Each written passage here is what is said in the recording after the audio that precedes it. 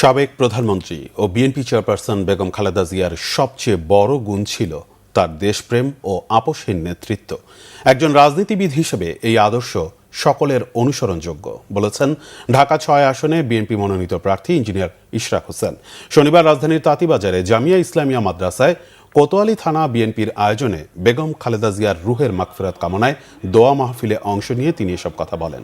শহীদ রাষ্ট্রপতি জিয়াউর রহমানের আদর্শ থেকেই জিয়া পরিবারের আপোষহীন রাজনীতির সূচনা হয়েছে উল্লেখ করে তিনি বলেন, এরই ধারাবাহিকতায় বেগম খালেদা জিয়াকে কারাবরণ করতে হয়েছে।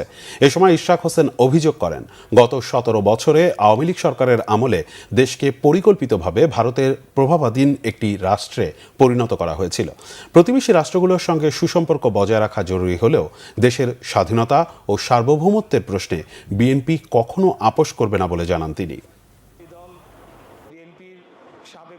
বিগত ১৭ বছরে আওয়ামী লীগ সরকারের আমলে বাংলাদেশ কিন্তু একটা স্বাধীন মুক্ত বাংলাদেশ ছিল না। এই দেশটা ভারতের একটা দাস, একটা স্টেট, একটা রাজ্যে পরিণত করা হয়েছিল। নামে বাংলাদেশ ছিল, কিন্তু কার্যকরভাবে আসলে আমরা একটা রাজ্যে পরিণত হয়েছিলাম।